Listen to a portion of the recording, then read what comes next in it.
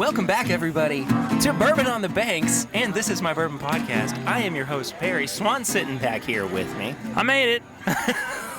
It was touch and go there for a second on night one. It was. But thankfully, this is like a whole mile and a half from my house, so I just flew down here and I'm good to go. Just took that cool Kentucky wind and soared on down. Oh, yeah. Well, we are hanging out here again on day 2 of Bourbon on the Banks. We are having a really, really good time. Yeah, this is great, man. This has been wildly successful, I would say. So much bourbon, so much good food. I mean, there is nothing going on here that I am not enjoying. We actually have a booth here. There's people picking up some of our business cards as well, like this gentleman right here is. You're going to make it on to next week's episode, sir. They can see me. Right now. I'm more handsome on the air than I am in person. Oh, there we go. My thanks 100% of the way, by the way, to the folks at Bourbon on the Banks for reaching out to us and wanting us to be included in this fantastic event. This is, I could not have asked for a better setting in Kentucky. Oh, this is perfect. Than just hanging out along the Kentucky River. Exactly. And drinking bourbon that maybe has been made from this water source.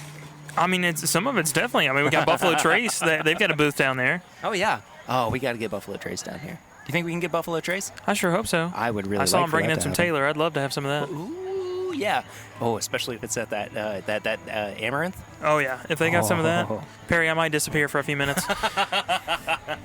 You are my official ambassador, I think, throughout everybody who is here. But one of the cool things about this is the generosity of the folks who are hanging out here, who are vendors here at Bourbon on the Banks. And we're going to start out this week's episode with some David James straight bourbon whiskey. I'm excited for this, Perry. I am so excited for this. Swan went down to chat with them and say, hey, we'd love to have you come over to the podcast. And, you know, understandably, they're busy. They've got plenty of stuff going on. It's a wildly busy festival. I don't think anyone expected it to be like this, but I'm so glad it is because it's insane. I am very, very happy that it's as successful as it has been. So they offered us up samples of their products. Yeah, so he told me a little bit about this one when I picked it up.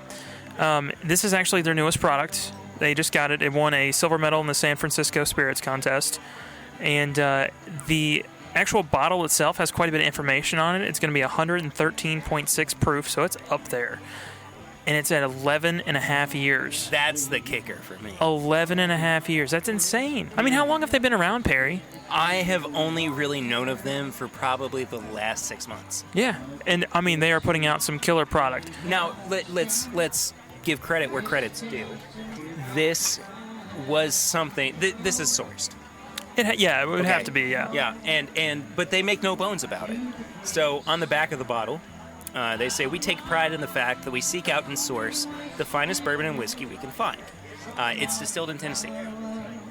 I'm okay with that. So it's a bourbon more than likely from George Dickley, which is totally fine. Mm-hmm. I have no problem with that. I had a sip of it already. It's good. You're beating me to the punch, Perry. I got to go in. The nose is good. The nose is it's really floral. It's got a honey note to it as well that I think is really, really interesting. But overall, man, I think this is a really good product. You know, this drink's like some of the higher rye Four Roses picks that I've had. A little bit. I could see that. It's got a little more of like a chocolate savory punch to it than a lot of the Four Roses has. But this is something special for sure. I'm a fan. I am too. They did have 4 releases on their table, so I'm probably going to have to go back with some drink tickets or a fake mustache or something and see if I can pick up some extra stuff. I like the fact that they don't shy away from being sourced. No, honestly, as long as you wear that as a badge of honor and you realize that there's a lot of work that actually goes into sourcing and blending, I'm all for that. Because there's I mean, I've done it before. I'll sit at home and I'm like, you know, I'm going to mix a little bit of this and a little bit of this, and it's going to come out perfect. And every time I'm like, how on earth does Dixon Dedman do this on a daily basis? I don't know how he does it. I mean, it never comes out like I anticipate. No, and I think that What's interesting to me, and I know that the sourcing has become something totally different in the past few years than it was, say, 10 to 12 years ago, where people were basically just kind of buying barrels, buying even just distillate from people, and letting it age and finding out what it was going to be like. Yeah. Right? But now people are able to go in, they're able to kind of craft their own flavor profile, and they're able to create something really unique and something that they find to be what they think is going to be the most successful. And it kind of seems like in this case, there was more craft that went into it. Oh, and absolutely. I think that they've done a really good job of it. I'm really, really happy with this product. Yeah, it's definitely great. I mean, it's not.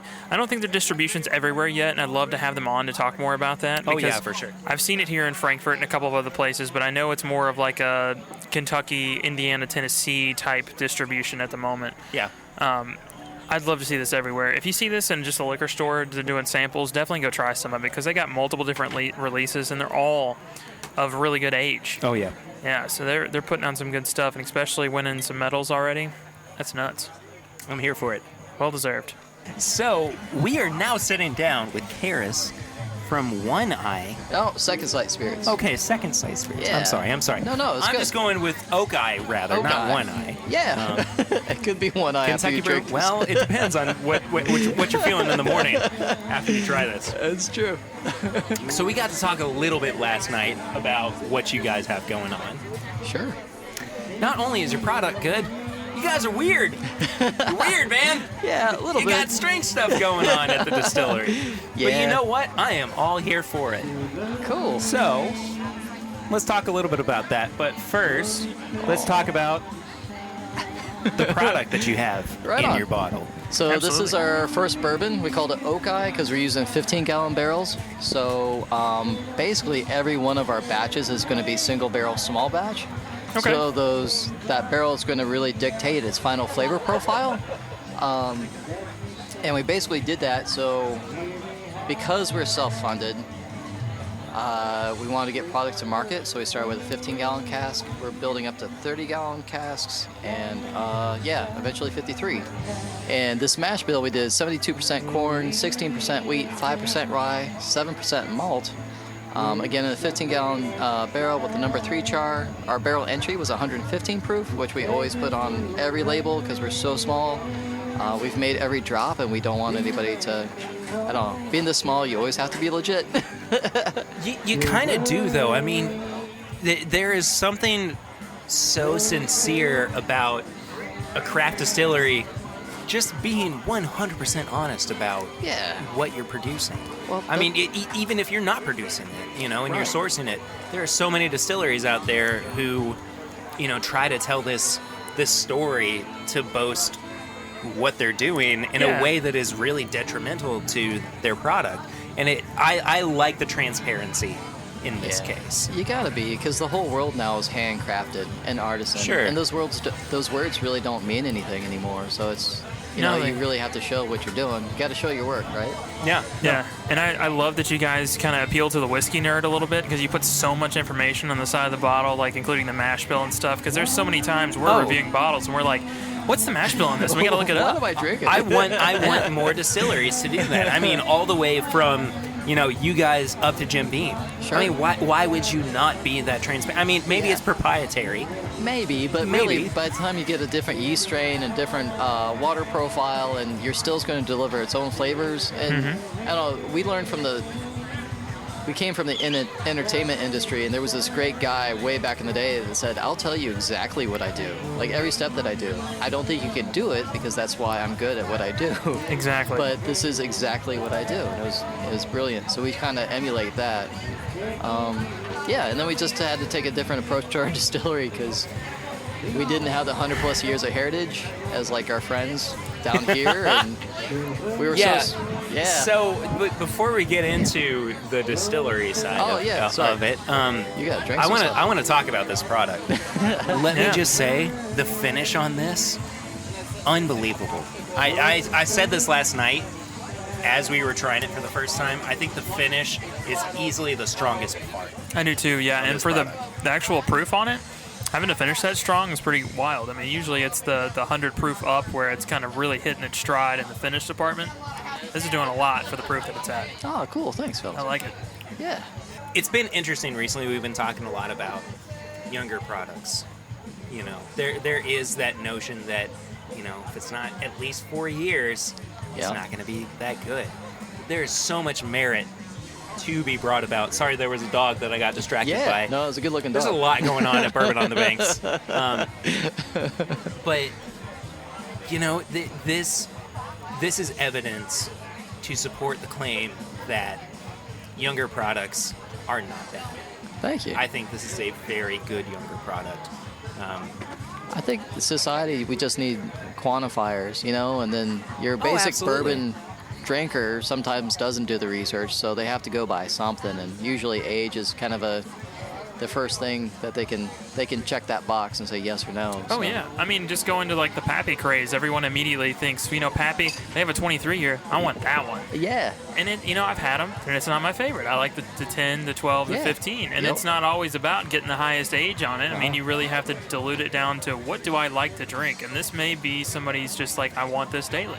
Right. And that's perfectly fine, but they gotta reach for it, and having all the stuff on the side and the extra information is great. Oh, super cool. I just love how much information you guys put on there because it's really kind of, it narrows it down. So if somebody likes this, they can go find something similar too. That's Yeah. great. I agree. Yeah. And I noticed you mentioned that you said this is what you guys were putting out because it's what you could put out now to make a little bit of money. Sure. Where do you guys want to go? I mean, Of course, we're going to get into older products. Like I said, we put out our first 30-gallon barrels, and then we'll eventually move into 53. Just when two guys are self-funded, there's only so much money you can put on a shelf before your wives leave you. yeah, I know. So, yeah, it's a tricky game, and I enjoy our friends that can do that. You enjoy but- your friends that enjoy bourbon. Yeah. No. I cannot let you go without talking about what I think and what you have called the weird aspect of Second Sight Spirits. Sure. I think first off, we should probably talk about the fish. The fish yeah, fish is should something. be talked about. So I'm going to open up the floor to you to talk about the fish. Right. So, yeah, bourbon should be fun. Drinking should be fun. I think it's like the cathedrals of bourbon are some places, and that's fine. We want to be like the super cool inner cities church, like screaming bourbon and dancing in the aisles. So we started, we made a fish named Fortuna. Well, we didn't make the fish. You made a fish. That is a new level of bourbon production where made you a got lot a of things. fish that you made. We didn't make a fish. We bought a fish, which was a whole nother aspect of the thing. But we basically have a fish tank inside of a old fireplace mantle in our shop. And we put this background on it that when this goldfish swims around, we're putting in a bubble curtain so you can ask her a question, pull a cord, the bubble curtain will activate, the fish will move around to wherever she ends up on the background is your answer. And we've found this Indian tea leaf where you can dye the water to make it look like she's swimming in bourbon. And then when she I love that so much. yeah, but the I fun cannot love that enough. and then when she dies, we got a stage in our shop, and we'll put her on the stage on ice, throw a whole wake so anybody listening can come down. We'll have a bunch of drinks, and then we'll do we know a brass band, and they're Oh my gosh. willing to do a second line funeral procession to the river.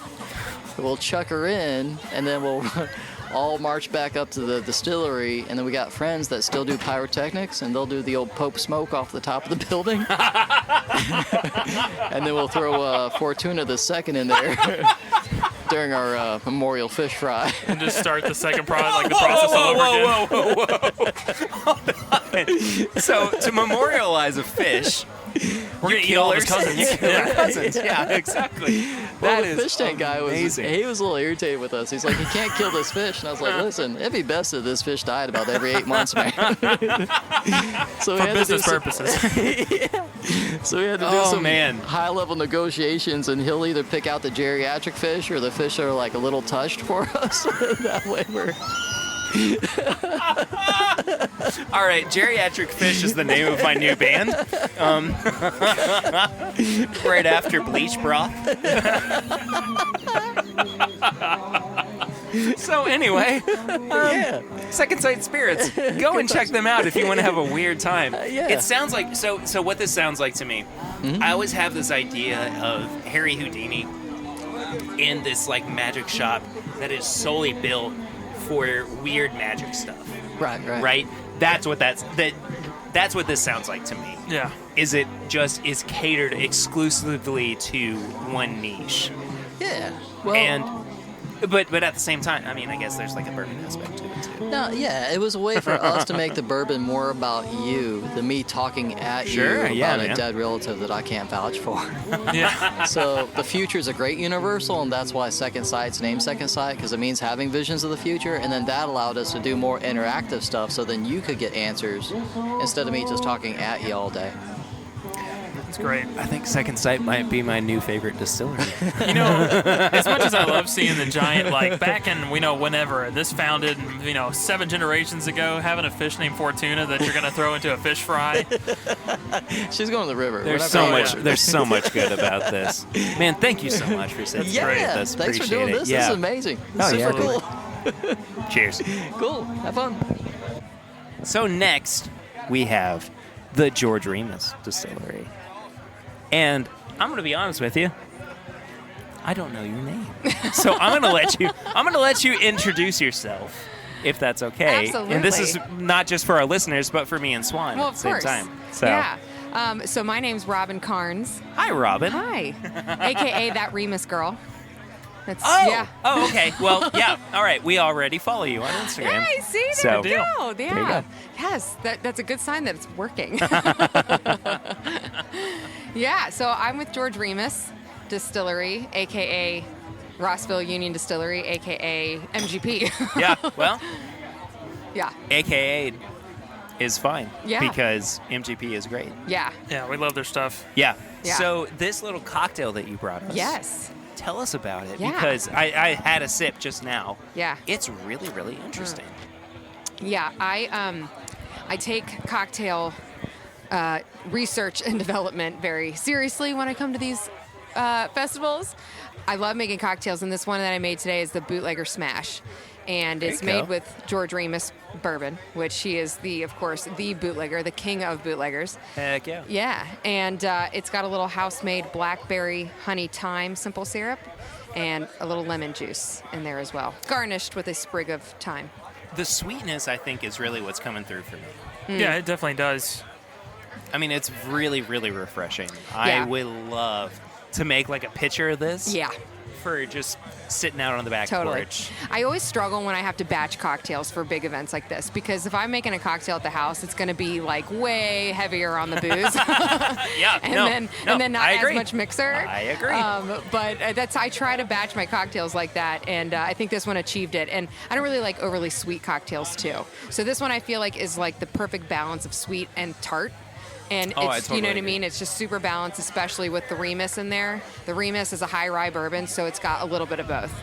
Yeah. So what are some of the other products that are coming out of Remus right now? Yeah. Because if I feel like if you were to ask the general bourbon drinker, they would be like, I don't know who Remus is. Right. Yeah. Right? So give us a little bit of a background, not just on the brand itself, but also on the products that are coming out Sure. from you all. Yeah, so thankfully we're getting a little more well-known when it comes to the Remus brand. We've been working at that brand for a while, myself included. I was actually, I started with the George Remus label back in Cincinnati about 3.5 years ago. So we're finally getting a little bit more people to know what that brand is. But the MGP distillery is really well-known for a lot of the rye whiskeys they do. Yeah. And so they make so many other products for other people, but the ones that we've decided to start making for ourselves, for our branded portfolio, are the George Remus. This is George Remus family, I should say. So we've got the George Remus Bourbon, we've got Remus Repeal Reserve, and then we also have a new one coming out called the Volstead, Remus Volstead Reserve. Okay. Saw That that, one, yeah. yeah, that was a 14-year-old bottled in bond. Yeah, Heck yes. 6,000 Heck bottles only yes. being made. Yeah, that'll come out late November, early December. So, but with that, we've also got the Rossville Union Rye whiskey products. Yeah, Yeah. that's right. So, Yeah, we got to try some of the cask strength that you guys had, or yes. the barrel proof that you put Barrel out. proof, It, yep. it was pretty Really, good. really Yeah. good. Yeah. you know, our rye whiskeys are really meant to be approachable for people that are not really interested in drinking rye, or that want to get interested in drinking rye. Sure. Ryes can be very spicy, a little harsh on the palate. Ours, we specifically made to be just a little bit smoother on the palate so that you can, you know. Yeah, I even Yeah. picked that up a little bit on the barrel proof, which Yeah. is nuts because usually nothing barrel proof is what I would consider approachable. Right, Yeah. exactly. Yeah. It was kind of nice. That's a fair point, yeah. Yeah. It's coming in at 112.6, which is a pretty good proof point. But for a barrel proof rye whiskey, I mean, that's still pretty, you know, Yeah, it's up manageable. there. Yeah, but it's tasty. And then we've also got a couple other products. We've got our Till vodka, which is made at our Atchison, Kansas distillery. Interesting. Yeah, I really love this vodka, and I'm a bourbon drinker. And I always joke that if you don't make a face when you're drinking vodka straight, it's a good vodka. And yeah, I know. Most people don't. No. So I wanted to try this. Oh, you're mixing. I like it. I threw a little bit of ale into this cocktail too. Yeah. It could use was some bubbly. Just purely me trying to see Yeah. what would happen. Cool. You got to tell me how it is. Is it good? Oh my gosh. Do share. Oh yeah. It's so You refreshing, just right? upped my cocktail. I mean, it was just me going, hey, Ale8's real good. This cocktail's real good. I Let's love Ale8. throw the two of them together. No, I love it. This is the right amount of bubbly too. This is like me making a pitcher of cocktails Yeah. to go sit down on the beach. Totally. Yeah. I'll give you my recipe. Okay, And then you yeah, just no, add oh my ale to gosh. it. Oh my gosh, please do.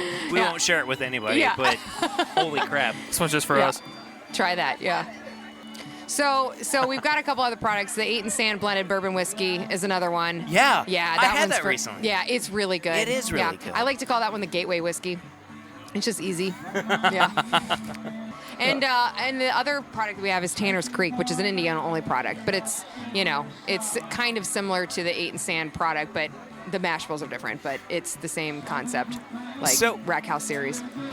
What is really interesting to me is that there are products that kind of exist on the peripheries of whiskeys. Yeah. So you have those that are kind of in the upper echelon,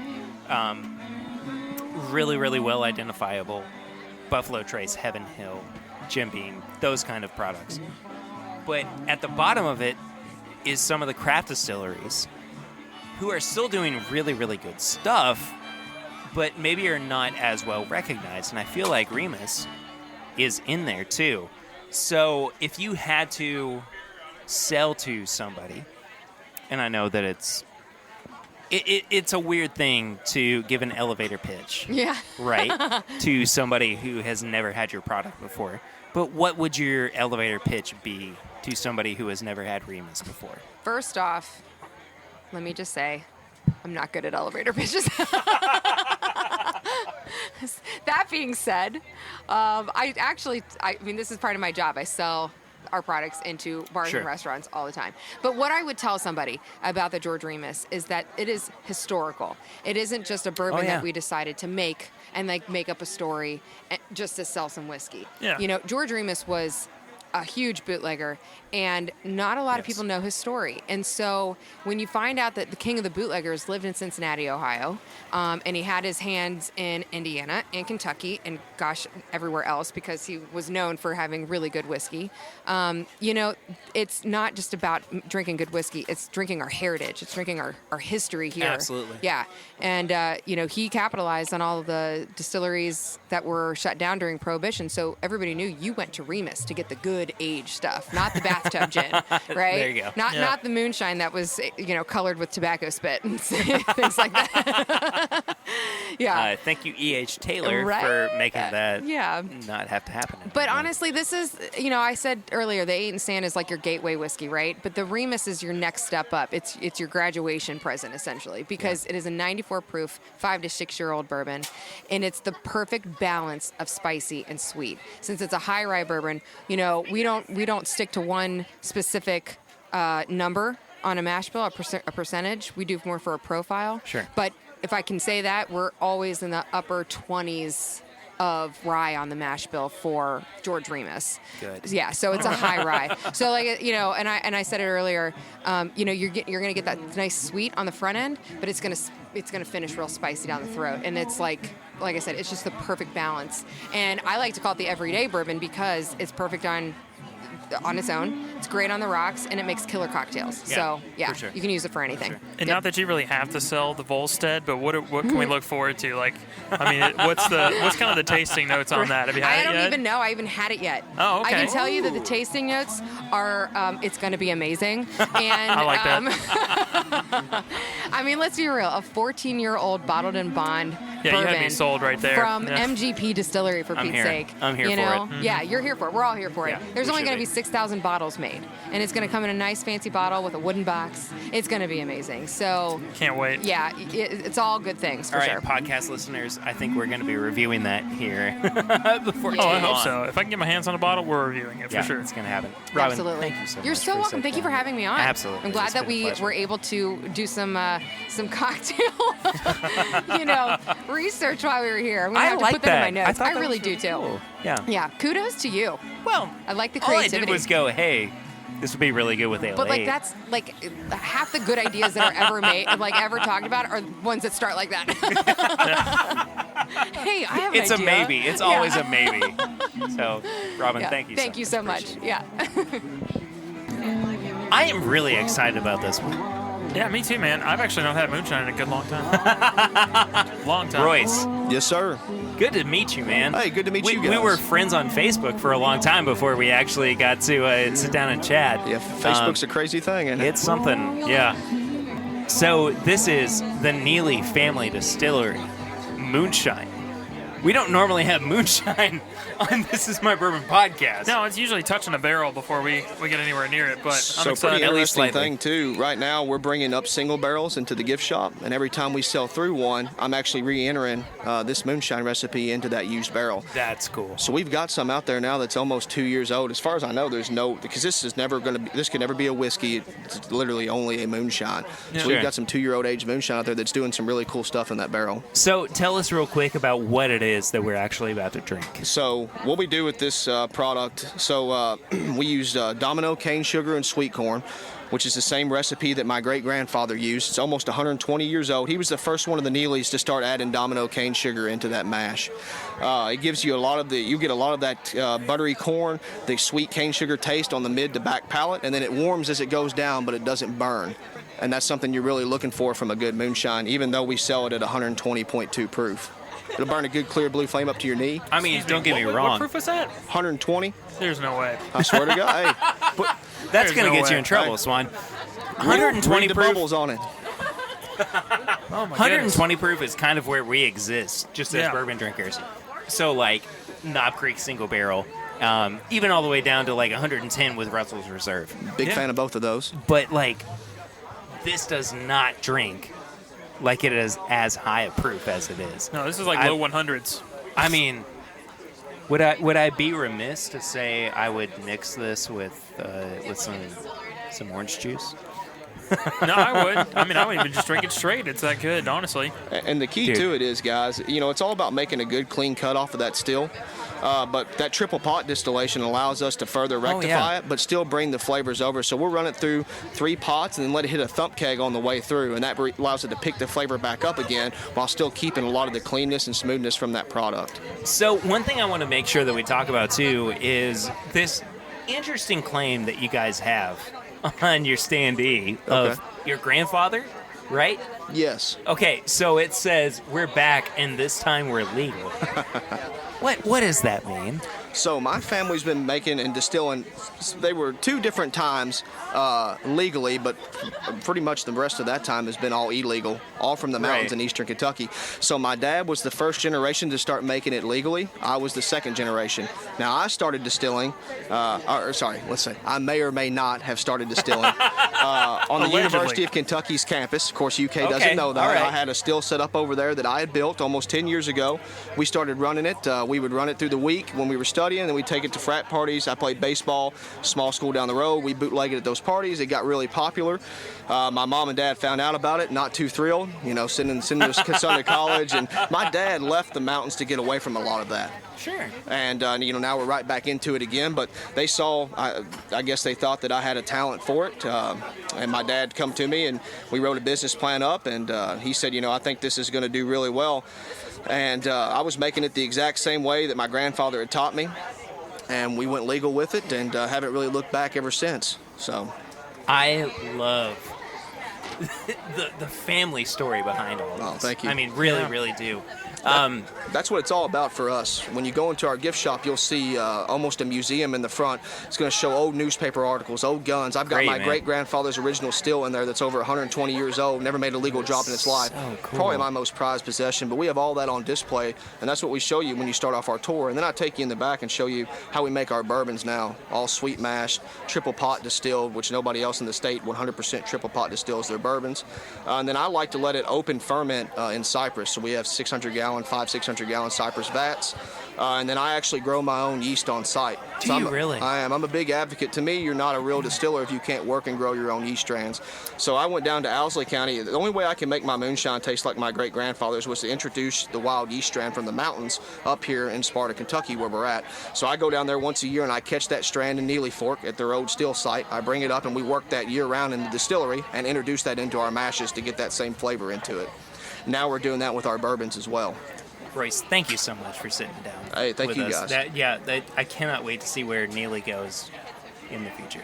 Thank you so much. Hey, I appreciate that, man. How are you doing, man? Doing well. I think you may, in my mind, have one of my favorite cocktails we've had here today. Well, let's back up just a second because I have been aching to have Stephen Fante on this podcast for a long time. Not just because you represent Limestone Branch Distillery, but also because I would think that you are one of the more, I would say, characteristic folks. Oh, yeah, you embody your brand like no other. in bourbon brands today. Absolutely. Stephen, welcome to the show, man. Well, thanks for having me. Absolutely. So talk a little bit first off, because I don't think that a lot of people know about Limestone Branch. There's a few people visited us, Yeah. about 50,000 so far a year, right around there. But you're right, there are a ton more believers to be brought on board in the future. I think so too, but you guys have been going for much longer than the bourbon boom, right? Yeah, it's, May of 2011 is when our shovel hit the ground. And by February of 2012, Mr. Beam took his first gold medal. He didn't even dust a still off, went straight to gold. But Yellowstone itself, though, has been a lot longer than 2011. One of the oldest bourbon brands in the United States goes all the way back to 1872. So that in and of itself, I think, is good enough to represent a brand or a product. Absolutely. Right? Yeah. So what do you guys have on the market right now in terms of Yellowstone products? We've had several different limited edition releases, going back to 2015 when we took over the brand. And in 2015, we released a limited edition 105 proof 7-year wheat, 7-year rye, and 12-year rye. I called that one a 12-cylinder bourbon. Fired on all parts of your palate. Sweetness of the wheat on the front of the tongue, the spiciness of the rye on the outside backs of your tongue, and that old rye just hung out in the center like a hair in a biscuit. I love everything about that. That's That is fantastic. if you are looking for a bourbon that satisfies not only yourself but everybody else, I think that is the absolute best product. You know the in that descriptors case. on the back of the bottle that tell you kind of the tasting notes and the history about it? That just came to life in front of me. That's fantastic. Oh, this was like, as the author was sitting down at their typewriter Exactly. and they were tasting the whiskey. Oh, it's amazing. This was as, I would say, virile as you could possibly get with that. You guys came here, though, with a couple of cocktails. That is true. What is the main cocktail, though, that, as some would say, is world famous that you're offering up to the patrons of Bourbon on the Banks? Well, today we did the Blackberry Smash, and the Blackberry Smash is the #1 selling summertime cocktail at Miners Lounge. It's blackberry puree is what we're using here tonight because of the batch mixing, but it's fresh blackberries at the distillery. And then there's lime juice, and we take and cut it down with a little bit of that Rose's lime juice, and then we take and put a healthy pour of Yellowstone Kentucky Straight Bourbon whiskey over that, and we add the effervescence of Ale 81 Winchester Kentucky Soda Pop to give it its sparkling nature.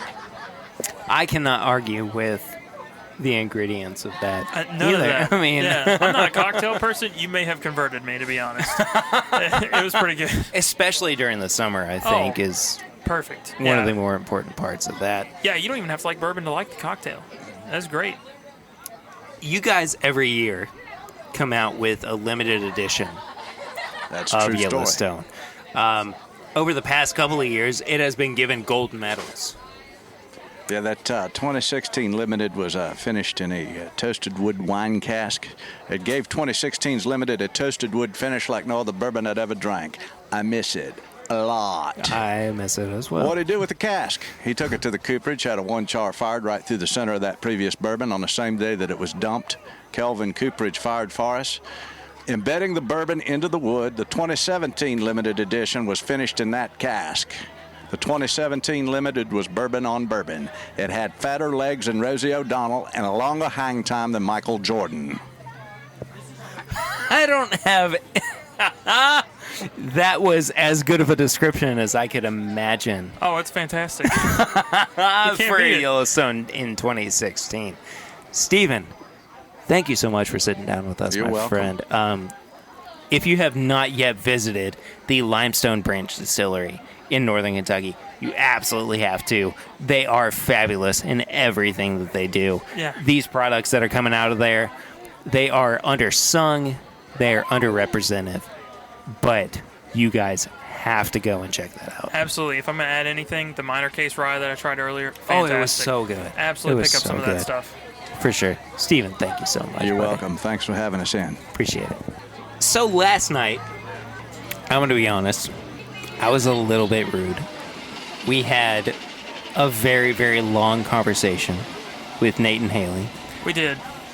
while being told at the same time that John from the Old Pogue Distillery was waiting on us. And I saw you, John, out of the corner of my eye. I was so ready for you to hop in and chat and everything, and I apologize so much, but I am so happy that you are able to sit down with us My pleasure. tonight. Yeah. No worries. I had to get on the road, and we all got to live by a clock these days. So let me start by saying Old Pogue is probably one of the most underrated, underrepresented bourbons in the market right now. There's only so much. There's a finite supply. Doing everything I can to fix that problem, though, I will say. We've been making more bourbon for, about A while 5 years now. now. Yeah. Trying to bolster the inventory, but there's no sacrificing the time part of this equation. Got to wait. One of the really, really cool things about what you guys are doing is that you are, I would say, as far from a traditional distillery as you can get, because you're just going up a hill to a house and you're hanging out, hearing about the brand and everything. Am I outdated in my Oh, no. That's, understanding of the brand? Well, it's my ancestor's house. It's I've had 4 master distillers live in that place. 2 of them were born there. It's where my distillery is. The license is registered on those premises. Sure. So it may be an unconventional place for a factory, and I definitely don't recommend it to anybody building a factory on a hillside. But my water source is there on top of my licensing, the history side of my family's business. It's a unique experience for customers to enter our premises driving off a hillside, a little bit of leap of faith. What is so cool though about that is that the trek through bourbon is so unique. I mean, it is by no means one way or another. And getting to someplace like Pogue, it is 100% unique. I mean, nowhere else do you have to put on your working boots and get up that hill just to come and see what you're doing in your distillery. But it's worth it, though, right? Yeah, I like to think so. It's a unique setting overlooking Ohio River, Simon Kenton Memorial Bridge, downtown Maysville. I really can't say there's another family-owned distillery that existed prior to Prohibition and post-Prohibition that resides on the same premises. Yeah. It has its challenges, for sure, but it presents a pretty nice setting. So as far as products, though, what are you guys doing right now that is different from other people in the bourbon industry? Well, I'd say apart from access of our property being a little bit unconventional, we're pretty traditional in our tastes. We do a 9-year-old Kentucky straight bourbon whiskey. It's a small batch bourbon. And we also do a single malt rye whiskey. It's a 5-year-old product that's 100% malted rye, which is pretty unconventional in modern times. It's the oldest recipe we have, though. It dates back to 1796, according to one of my ancestors' little tobacco pouch books. It's where we dug it up. We have a good time cooking it. It's more like a European-style whiskey with the American grain. So it's a little bit of the old meets new all around. Swan, do you want to try a little bit? Oh, I mean, yeah, for sure. Yeah, I've got to. I looked at picking up this bottle twice, and I have a feeling after trying it, I'm going to have to go pick another one up. Good. I know where to find it, so Yeah. I'll definitely go do that if all goes well, and I have a feeling it will. We have a fun time with it. It's a sticky mess in the production side of it. Actually getting it to run through our column could be a little bubbly, but just got to run it slow and be patient with it. Creates a very different aroma, though, when you sprout a grain or germinate it. It's very rye. And again, it's 100% malted rye. It is very, very rye, I have to get the grain from Canada, I'll admit. I would source it locally if I could find anybody to malt it up, but these days it comes from up north. Oh, wow. That's I good, like that. man. I like it a lot. Just like getting to your distillery, this is seriously unique. Yeah. Seriously unique. It's a little mix of the old and the new, as I said. It's aged in a char 4 white oak barrel, same as our bourbon. And we do batch just about 4 to 5 barrels of it together a year. I make very limited quantities of it on an annual basis. That's much more expensive to produce on top of it being kind of more rare grain. I'm all for that because I know that you guys, it seems like just from the way you describe it, you're going for quality over quantity. Certainly. And I love that because there's a lot of people that push products out way too early. Yeah. And, some of them are good, some of them are just kind of but this is like, I can tell you took your time with this. Cheers. And you definitely hand-selected exactly what you guys were going for. Cheers. I think that what is important about this, too, is that you're not hearing somebody who is trying to build on something that they imagined as their legacy. Yeah. For John, for you, this is your legacy. Yeah. Right? Yeah, my family's been doing this for a long time. Exactly. Since the 1800s. So this is something that you don't just have to live up to, but, you want to contribute to. And I think that this is a fantastic representation of that. I appreciate it. Old Maysville Club. Y'all go and check it out. Absolutely. I know where our bottle's at, Perry. I might be picking one up here. I know where one is too, Swan. Ooh, then we can both get one. Great. John, thank you so much You're for welcome. hanging out My with pleasure. us, buddy. My pleasure, Absolutely. guys. Cheers. Thanks for having me on. Now, this, though, is something that I was really not expecting with the podcast. How long have we been talking about this product? I've been raving about it, and when they showed up, I was extremely excited. We've been going, we have to try this distillery. We have to get them on the show. It has been something that kind of fell into our laps, though. And here we are with Colin from the Kings County Distillery. Mm-hmm. Colin, welcome on, man. Thank you. I'm glad to be here. Dude, so go ahead and talk a little bit about what you are to the company. And it sounds like you are a little bit more than something to Kings County. Kings County is my project, I guess I can say. I'm the co-founder and head distiller. And so Kings County is a craft distillery in Brooklyn. I grew up in eastern Kentucky, and that's how I first got interested in distilling, partly because Harlan County is a dry county, and I would bring moonshine from eastern Kentucky back to New York, and I would share it with people, and people were really enthusiastic about that. And so I got interested in, really, the business started with moonshine, and I would have been happy to just make kind of terrible moonshine, and I would have been thrilled and share it with people illegally.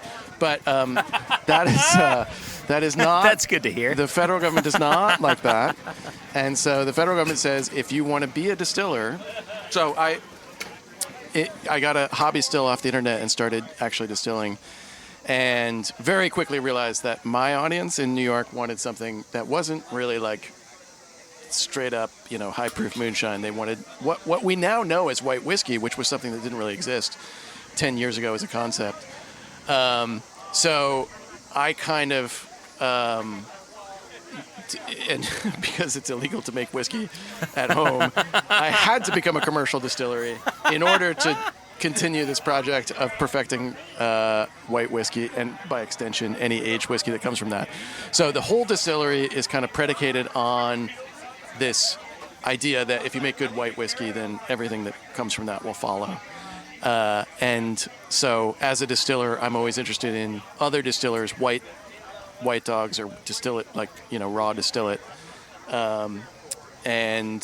So Kings County is, because we're sort of between Ireland, Scotland, Kentucky, Tennessee, we're sort of in this kind of melting pot city. I wanted the distillery to borrow from pot distillation from Scotch culture and corn from American culture, and we do open fermentation. We do fermentation in wood tanks.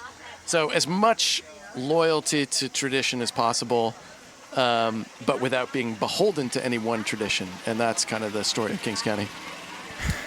I really like that, and I think one of my favorite things about you guys is I've looked at your entire portfolio of stuff that you've got. You're so darn experimental.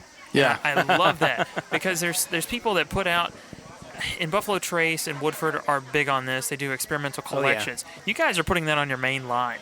Yeah, it's true. And that's phenomenal. So, talk a little bit about, what's your portfolio look like? You've got a peated bourbon, and there's a chocolate malt. Is that right? We have, so we kind of have 3 different tiers of whiskeys. We have a lot of what you would probably legally call flavored whiskeys. They're just moonshine infusions, but kind of like for an elevated audience. So like chocolate, a very dark, bitter chocolate whiskey. We have a grapefruit jalapeno whiskey for the summer. We do a winter spice whiskey that is kind of like a spiced rum, but a spiced whiskey. So that's one group of whiskeys. Then we have a group of aged whiskeys that are sort of between Scotch and bourbon. So our regular straight bourbon is a high malt mash bill pot distilled bourbon. We have a peated bourbon, and then we have an American single malt that would be a Scotch if it were made in Scotland, but just doesn't. That's the only aspect of the single malt rules that we don't conform to. And then we have our sort of allocated whiskeys. So we have a rye whiskey, we have a barrel strength bourbon, and a bottled and bond bourbon. And then I guess it's fair to say even beyond that, we have some distillery only things like oat whiskey. We have some agave distillate. We have actually we don't sell that at the distillery. That's like so That's distillery you. exclusive. That's a you thing. You gotta just ask me for a bottle and I'll give you one. Can we have a I'll see if I can get that to you. You can't ship that one. So all right, we'll find a way. It's a handoff. Swan, we're gonna have to drive up in Maryland. Maryland. All right, yeah, let's go. May as well. What I love about this though is that Kentucky is not 100% synonymous with bourbon. Right. It may be one of the things that when you talk about bourbon, you're like, oh, Yeah, it's heavily associated, but it's not the end-all, be-all, and you guys are definitely proving that. yeah, and it seems to me like Kings County is a sleeper in the realm of American bourbons. And you really have been working in the background, I think. I think that's a fair description, and I think that's partly because whiskey takes time to age. So I have known what we're up to, but what you're up to doesn't always, because it's not released, doesn't always get to the customer. But I think because I'm from Kentucky and I really love Kentucky bourbon, and I got to this through an affinity not just for bourbon but for the broader Kentucky culture. I think it is that respect for traditional bourbon that allows me to step away from that and say, I want to do something different, something that doesn't compete with that, but something that's nonetheless interesting to somebody who is very deep into that world. So, I think a lot of the decision-making that goes on at the distillery really falls from that point of view, which is that, is this going to be interesting to, is it going to be interesting to a novice? Is it going to be interesting to somebody who's had a lot of bourbons before? Is it going to be something that's interesting to another distiller? Even that is something that I want to make, because I feel like in the craft world, we're all kind of there's a collegiality and a brotherhood to it that that I very much want to participate in and foster. Buddy, thank you so much for sitting down with us. Yeah, my pleasure. It's been fantastic. Y'all have to go check out Kings County. We do. I think they are one of the best out-of-state bourbon whiskeys. Yeah. And by out-of-state, I mean out of Kentucky. But, take that as you may. I will take it, and I appreciate it. Yeah, no. For sure. Go and check out Kings County. Cheers, man. Yeah, thanks for having me. I cannot think of a better way to end out Bourbon on the Banks than with two of the best friends. I know them. Oh, but this is my bourbon night. We're the three best Did you friends say this that is my anyone bourbon could night? have. What? You said this is my bourbon night. No. You did. Did I? Yeah. Oh. Rewind it. Well, It's a collaboration. This is his bourbon night, okay? Let him yeah, have I'm it. gonna stand by it in this case because Sweet. it's been a long, long weekend. But Chad and Sarah from It's Bourbon Night. Yes, this are is my here. bourbon night podcast. There we go.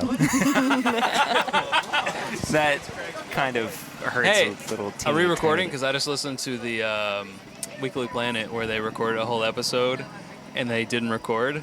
Oh. And then they did it again. No, and we're actually recording. And it made me think of the us? 100th episode that didn't record. Yeah, I don't want to talk about it. What a remember that? sassy little minx. No, it's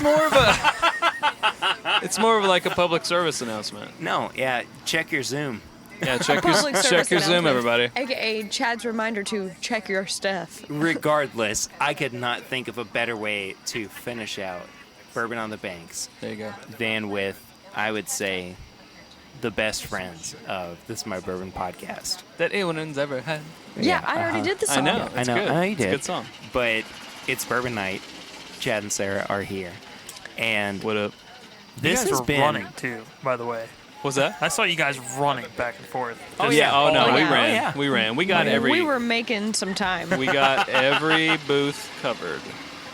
Good deal. This I'm has sure they appreciate been it. one of the coolest and most fun Oh, there you bourbon festivals So you I know can what? think of recently. I agree, and what I think is so cool is that we met some people from Illinois. We met some people from Amsterdam who watch our show, which is in and itself awesome. But That's we're thinking wild. like they have a limited time here, right? They're only visiting for Yeah. 4 days, and because of this festival, they not only got to go to some distilleries, but now because they've walked up and down this river strip, they can try things from distilleries all over the state, the country.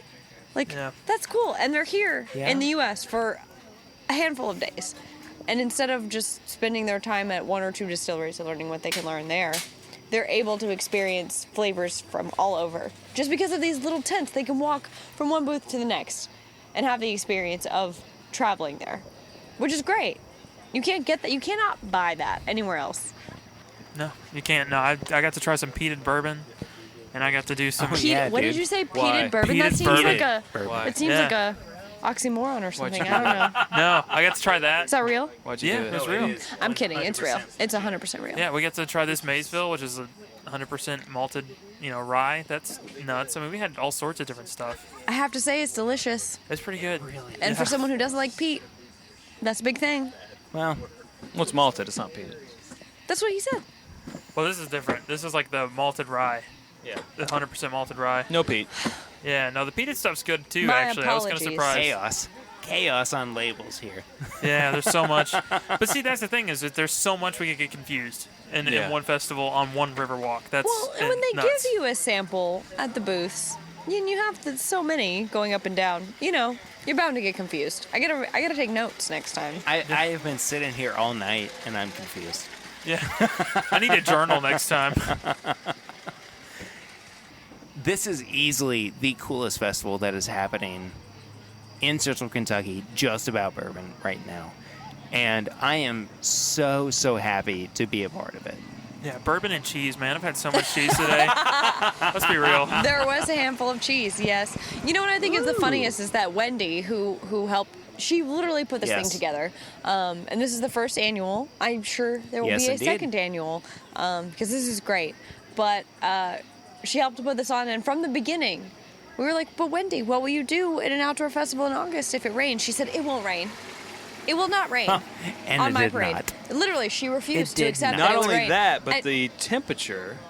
she it's said been it would be perfect. comfortable and In it the would be 70s. sunny and it would be in the 70s. And you know what? The max today was 81, so it was in the 70s for most of the day. It did not rain. So either Wendy's a witch or a weatherman, or I don't know. Or a but- witchy weatherman. A witchy weatherman. But she knew. Meteorologist. From the beginning, she knew what was up. No, but seriously, she did a great job putting this together. No, I think it's so, too. amazing. This is easily one of the most accessible bourbon festivals. I think that's super important, Perry, because Yeah. a lot of other festivals charge a premium price, and you get seminars and you get exclusive access to high-tier people. But at this, you get to try all the things, and it's very accessible and approachable. Well, this is all about the bourbon, right? Other festivals, it's about bourbon and X. It's about bourbon and Y. Ecstasy? Yeah, we're going to have a It's huge, about bourbon and ecstasy? We're going to missed have an that booth, I'm sorry. LSD, bourbon, and LSD festival Interesting. here. No. That's no, a rumor. I That's a missed rumor that that was booth. started it here. is a hard rumor. 100% but- false. I missed that booth. But here, though, it is all about the bourbon. And about that the is bourbon. something that I think has been missing from Central Kentucky. Yeah, this is actually the first one I've gone to, and there's a reason for that. One, it's a mile and a half from my house, and then two, it's also just it's accessible. Like I came here, and I'm not a huge fan of big crowds, and I got to watch, I got to walk the entire border walk, and just go to a booth with my drink ticket and say, hey, I really want to try your stuff. I saw it on Instagram, Facebook, wherever, and never thought I'd be able to find it. Can I have some? And they're like, do you want this and this and this? We can just give you our whole lineup if you want to try it. I mean, it's nuts. Totally. been wild. Very I don't get that- accommodating. I don't get that anywhere else. Yeah. Yeah. This I'll say this about it. It's completely different from the other bourbon festivals that are in Kentucky. It's a they didn't try to copy any of the other established festivals that are out there. It's a breath of fresh air, literally, because it's outside. But they just did their Amen. own thing. And it's like it's like a boardwalk. It's a river walk, and that's exactly what it is. And it's refreshing and new, and I have to applaud them for trying something different and finding a different approach to a bourbon festival. Also, I think it's a bit romantic, I agree. In Frankfurt, in the heart, like literally, a lot of people consider like Frankfurt and Buffalo Trace the heart of bourbon Oh, yeah. country. You can and smell Buffalo Trace. from literally, here. you can smell it. It's right down the road, and you've got this beautiful river, and it's a gorgeous night. Yeah. It just feels very romantic. And the other thing is that they make it approachable because they had cocktails, they had wine, they had beer. So if you're not us four sitting at this table who are like, give it to me neat in this cup, Give it to me, neat, then baby. it's That's what I say when I walk up to booths. It's a bourbon event, but it's a social event also. yeah. And it's great. What a great time. There was music. I agree. I mean, Sarah, how many new friends did we make tonight? I mean, seriously. A bunch. It was insane. Yeah. It was like one of the A best lot. networking events I've been to that wasn't a networking event. Well, this has been It's Bourbon Night. Thanks, Chad. No, just kidding. Oh, is that you kicking us No, off? I agree. It has been a really, really good networking opportunity for everybody who has been here. I mean, not only have I been able to reconnect with people who represent certain distilleries, but they are really, really weird and have thought that they should connect me and us, the podcast. Isn't that funny with- when that happens? It's really You're nice. like, what? Is this an alien planet? Where have I landed? Yeah. Why should we all know each other? But I love the synergy that has happened. Synergy is like the cheesiest best word to describe. No, What a it really buzzword. is. We all have, like, again, us being here and having an outlet to where people, for those of you out there who like to listen to us, God bless you. But Yeah, thank you. No, but seriously, you make it happen. And they recognize that. Yeah. We have an outlet to talk to you about these cool things that we get to experience. For sure. Did you have a favorite booth? I'm just not. Did you get to go to the booths? I know that. Did you get to go to the booths? I got to experience the booths in a limited capacity. Okay. Yeah. In my limited capacity, Jim Beam Oh. was probably my favorite because they had a 2012. They had a 2012, and they were Bookers. acting like it was no big deal. Like, oh, it's just a Bookers. I'm like, we no, just no. handed this What off. year is All this right, from? so Representative. here's a slight brag from Chad. Yeah, whatever. Subtle Chad brag. Which is not Coming in hot. not normal at all. Skip ahead 10 seconds if you don't want to hear. Yeah, we'll put timestamps in the description. Don't you volunteer him for We're that. not as fancy as It's Bourbon Night, but okay. sure, yeah. I do those when I'm drunk, just so you know. Yeah, there you go. No, so we the guy who was at the bourbon here at the Jim Beam booth was we knew from another festival. I don't know if we should mention it because this is about bourbon on the banks, but he recognized us from another festival, and he was like, "Oh, you guys were so interested in Bookers at that festival. Oh my I gosh. remember you guys. You wanted to take the bottle or the box home," which I did get to go home with the box. Oh, he remembered. Oh my God! Here it is. Swan. The box. Best timing ever. That worked out perfectly. So this is a non-stained Booker's box. So it means it's a light wood. Wow, this is a 2012 box, which is just amazing. Thank you. That is. Oh, I tried to make it back here, and I made it back, and he was already torn down. But anyway, what I was gonna say was, at this other festival, we're like, hey, this is an old Booker's. It doesn't even have a name on it. Like, it's just the numbers. And he was like, oh, I didn't even realize that. And we looked it up and like, yeah, dude, that's like I think that was also like a 2012. And then so when he saw us tonight, he was like, hey, you were those guys who like told me that it was an older Booker's. Like, yeah, man. Yeah, we might have to try that. Yeah. I'm gonna have to follow this dude just everywhere. He's just got older bookers just coming out of places. 130.8 is like, I don't care. or something. 130.8. I think it was approved or something. Ah, so good. That Booker's, man, so good. Ugh, ridiculous. So Bourbon on the Banks has been perfect. Yeah, I highly recommend it. Highly. I mean, that was just like the obvious highlight, right? The Jim Beam booth. Yeah, Right? We all expect Jim Beam to kill it at a booth. Buffalo Yeah. Trace killed it at their booths. But like MGP did a great job They of did, showcasing yeah. They their represented. brands. And they were so like my favorite line from the night was, "We're the biggest distillery that no one knows about." And I love that because they're willing to be out there and upfront of like, we do all this stuff for people, we make great product, and yet we're in the background unless you're like in the know in the industry, which I assume most people that are listening to this podcast are. And some people may disagree with me. They may be like, oh, but it's MGP, blah, blah, blah. I'm like, I don't care. If you're upfront Oh, it's about from where you got Indiana. it from, you do whatever you got to do to blend it, you know, produce it. Oh, there's you an put a art in label it. on We learned that today. There's an art in it, and I don't care what you say. You say whatever you want. They make good stuff. So if you open a bottle and you're like, oh, it's MGP, I guarantee you it will be quality. Swan. Swan. What do Swan. you think? Swan. Weigh No. in, Swan. No. Swan. No. He doesn't want to. I love It's Drunk Night.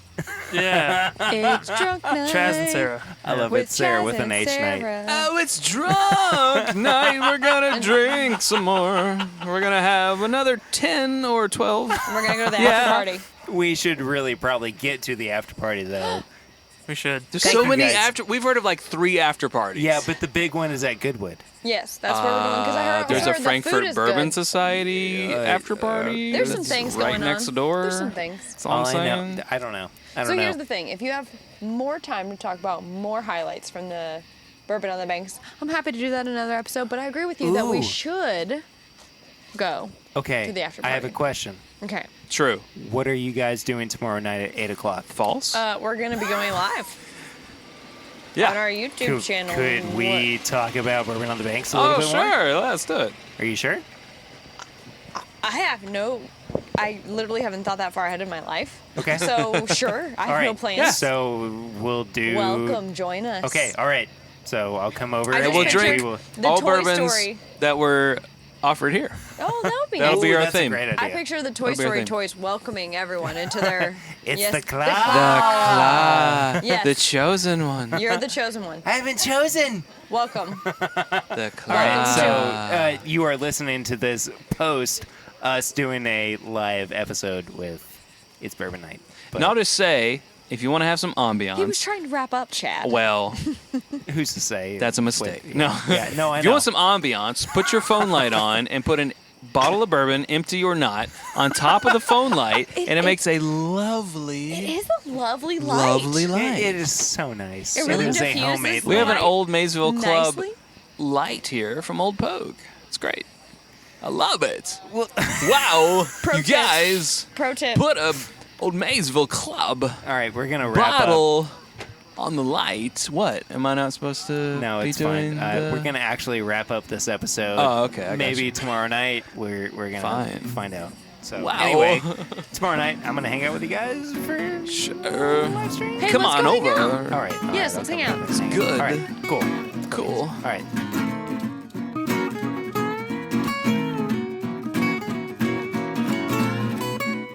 Well, that does it for our coverage of Bourbon on the Banks. Thank you all so much for listening to the past 2 episodes.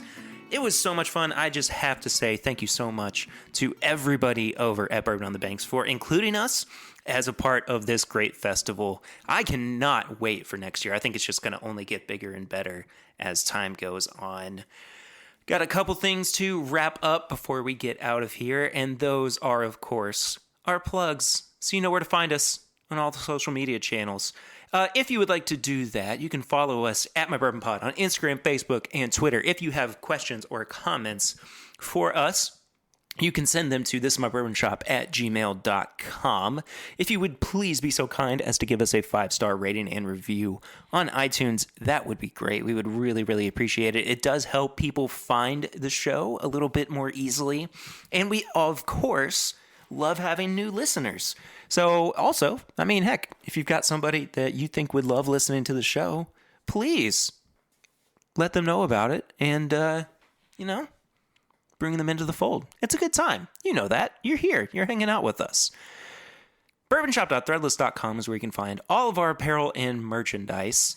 We are going to be having a sale going on here very, very soon for Bourbon Heritage Month, and some new designs are also going to be up there as well. So be on the lookout for those. If you are not yet a part of our Facebook group, you can head to facebook.com and search for This Is My Bourbon Group. There's only a couple questions for you to answer just to make sure that you are a listener to the show. And of course, if you're hearing this, you are. And we would be happy to have you as a part of that community. It's a lot of fun. We get to talk about all the news of bourbon that's going on, about the different episodes that we have been doing, and I think that you would have a really good time there. So again, This Is My Bourbon Group. And then last but not least, the big one, of course, is patreon.com/MyBourbonPodcast. For as little as $1 a month, you can become a patron of the show. It really does help us out. There is a lot of work and editing and time that goes into creating and developing the show, and we really would appreciate it if you would be so kind as to help us out. Of course, there is no pressure for you to do that, but it does help us out immensely. And if you do decide to help us out financially, you get really cool things like bonus episodes. You get live streams just for Patreon. You also get to be a part of the Google Hangouts that we do, which are always a really good time. I think that about does it. For me this week, I am so happy that you guys tuned into what has been some of the most fun that I've had on the podcast so far. We are inching closer and closer, not only to our 2-year anniversary, but also to episode 100. We are so close to it. Episode 100 is going to be so much fun. I cannot wait for you guys to hear it. It's coming up real soon. Next week, though, Curtis and Swan are coming back for a home base episode. So I hope you enjoy that. Thank you all so much for listening in this week. Thanks again to everybody at Bourbon on the Banks for a really fantastic event. I will see you next week, but until then, I'm Perry, and this is my Bourbon Podcast.